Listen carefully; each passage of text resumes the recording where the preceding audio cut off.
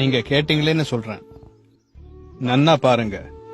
இது மின் உற்பத்தி ஆலைகள், இது காற்று ஆலைகள், இவை டிரான்ஸ்மிட்டர்கள், இது டிரான்ஸ்பார்மர்ஸ், இது எலக்ட்ரிக்கல் போல்ஸ், இது செல் டவர்ஸ். இவையெல்லாம் தோன்றி 2000 வருஷமே ஆகிறது. ஆனா பல வருஷங்களுக்கு முன்பே இதே வடிவம் கொண்ட நமது ஆலயங்கள்ல இருக்கிற விமான கோபுரங்கள், காற்று கோபுரங்கள், துவஜஸ்தம்பங்கள் எல்லாம் தோற்றுவிக்கப்பட்டுள்ளன. ஆலயத்துல துளசி, அரச மரங்கள், வில்வ மரங்கள் நம்முடைய சுவாச காத்தை சுத்தம் செய்வதற்காகவே உள்ளன. ஆலயங்கள்ல இருக்கிற அர்ச்சகர்கள் எல்லாம் செய்யும் முத்திரைகள் அக்கு பிரஷராக மாறி உடம்பில் பிராணசக்தியை அதிகரிக்கின்றன. அவற்றினால் அவர்களின் கான்சென்ட்ரேஷன் ரொம்ப ஹை லெவலுக்கு வளர்கின்றது. இதைத்தான் தந்திரம்னு குறிப்பிடுறாங்க. அவர்கள் சொல்லும் சப்தங்கள் மின்காந்த அதிர்வலைகளை உண்டாக்குகின்றன, அதாவது எலக்ட்ரோ மேக்னெட்டிக் வேவ்ஸ். அவற்றின் அர்த்தங்கள் நுண்ணிய உணர்ச்சி அலைகளாய் மாறுகின்றன. இதைத்தான் மந்திரம்னு சொல்றாங்க.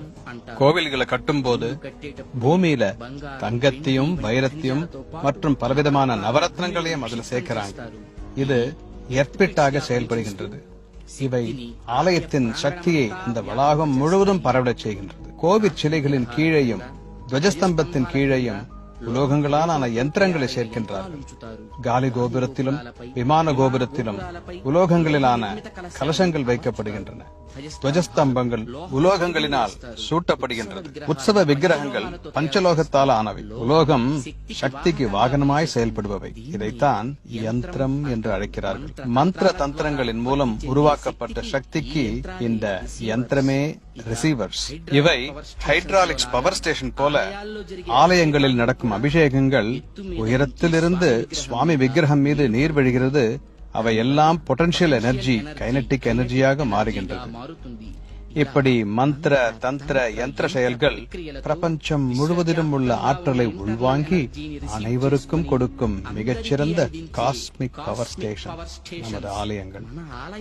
இந்த ஜெனரேட்டரில் இருந்து உற்பத்தியாகும் மின்சாரம் டிரான்ஸ்மிஷன் வழியாக மின்சார நிலையங்கள் அடைந்து அங்கிருந்து பிரிக்கப்பட்டு துணை மின் நிலையங்கள் வழியாக குறைந்த வோல்டேஜ் வீடுகளுக்கும் அதிக வோல்டேஜ் தொழிற்சாலைகளுக்கும் சென்றடைகின்றன. இதை போலவே ஆலய கர்ப்ப கிரகத்தில் பிறக்கும் சக்தி உள் மண்டபங்களில் பரவி மற்ற தேவதைகளின் சன்னதி வழியாக அதிகரிக்கப்பட்டு மின்சார கம்பம் போன்ற துவஜஸ்தம்பங்கள் வழியாக ஒவ்வொரு சாமானிய மக்களையும் சிறந்த பக்தர்களுக்கும் அவரவர்கள் இடத்திற்கு அனுப்பப்படுகிறது. இதனால்தான் கோவிலுக்கு செல்லும் பக்தர்கள் அங்கே அமர்ந்து மன அமைதியுடன் தியான நிலையில் இருக்க முடிகிறது. அந்த சக்தியுடன் அவர்களின் பிரச்சனைகள் தொலைந்து போகின்றன. அப்படின்னா அர்ச்சகர்கள் எல்லாம் எலக்ட்ரீஷியன்ஸா? எஸ். அப்போ நீங்க நடத்துறது சயின்ஸா? Common sense. இதயம் வேலை பண்ற வரைக்கும் உடல் ஆரோக்கியமா இருக்கும். கோவில்கள் இருக்கிற வரைக்கும் நாடு நன்றாக இருக்கும்.